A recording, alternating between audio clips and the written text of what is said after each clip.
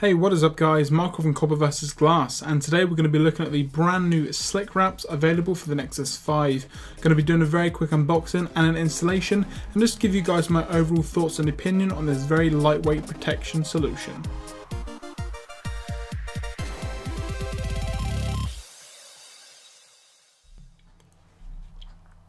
So first off guys, I just want to go over what you get within the packaging. Now there has been a slight redesign on the packaging. I really like it. It's got a picture of the phone on the back and also some information. You can see here that I've gone for the bright, vibrant red colour just to give my Nexus 5 that personalisation option that maybe some other people will not have. Now inside of the package itself you are going to get quite a lot of stuff. Now so you are going to get a microfiber wipe for obviously cleaning off your device including the screen, because you will get a small screen protector. Now it won't cover the full device, it will only cover the actual portion of the screen, so obviously you are going to have a skin covering the rest. So it's good that they've included this, but it is a bit finicky in the fact that the screen protector is slightly bigger than the actual skin itself, so just something to keep in mind. You will get a squeegee. Now you're not necessarily going to need to use a squeegee because of the 3M material. It's going to be very quick, very easy to put on the device, and you're not really going to get any bubbles or anything like that. And like I mentioned, the microfiber cloth is also included. Now you can see here that it looks kind of like a model with a load of different parts attached to one main section. You can have the back of the device, you can have the side pieces for the left and the right, and also the front bezel. You are also going to have the bottom pieces for the device as well, and I think it's good that they give you different options. You can actually have it so that the holes match the speaker grill, or you've got a more open area as you maybe don't want to have it covering it up, just in case it does affect the actual sound. Okay guys, so I would recommend putting something down on the desk or surface you're going to be working on, just obviously so you don't get any scratches on the screen itself. Now you can see here that the back protection does have a cutout for the actual Nexus logo, the camera and also the flash. So what I would recommend is just giving the phone a quick wipe down with the microfiber cloth. Now I do have the white version here of the Nexus 5, which is a bit of a glossier material than the Nexus 5 in black. It's still soft touch, but obviously it's maybe a little bit easier to clean. I'm not sure how it's going to be with the actual application or the installation of it on the Nexus 5 in black, as the material does pick up a lot more lint and a lot more fingerprints, etc., and just in general is a bit more softer to the touch. Now you do want to take care when taking this off of the backing plastic, because of the Nexus logo that you can see that is cut out. You do have to kind of make your way around the edge of the screen, the back protector, just to make sure that obviously you don't rip it or tear it or anything like that. Now the 3M material that this back protector is made of is definitely very strong, but it isn't indestructible, so do take your time and do be careful.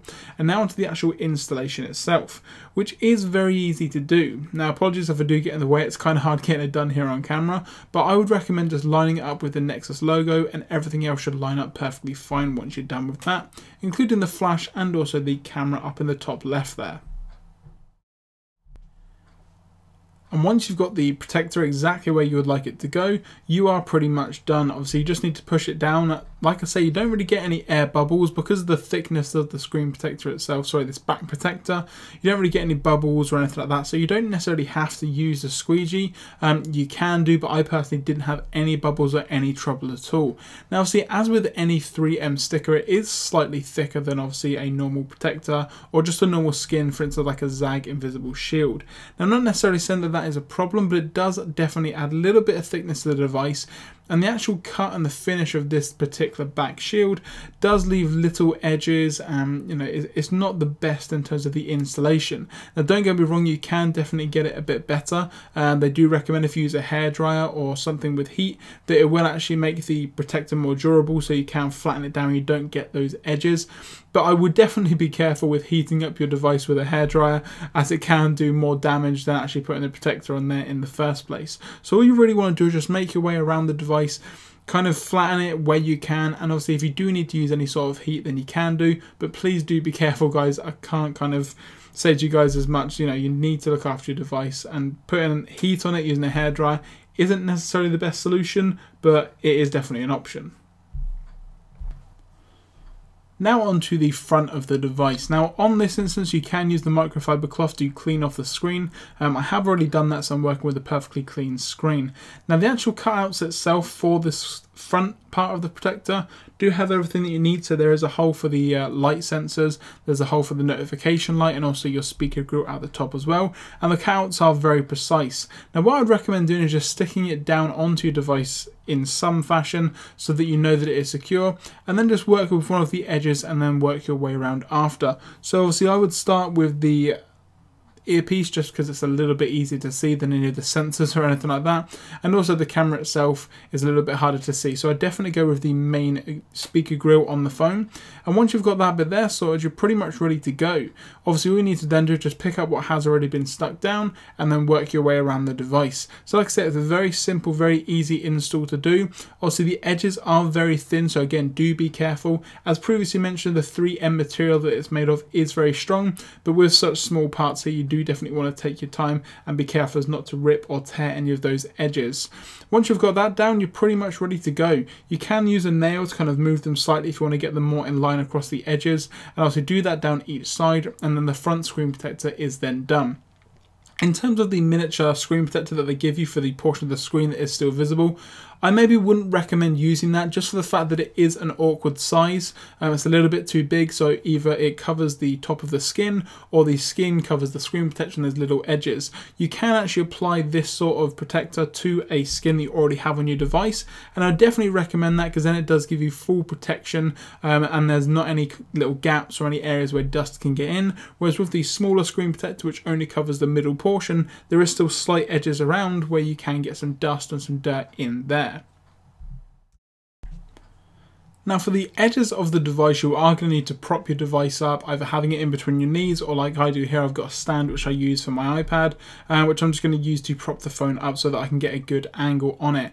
Now again, it's up to you which bottom piece you want to use. There's one that has precise cutouts for the speaker grill, or slightly bigger holes if you are worried about the sound being degraded in any way.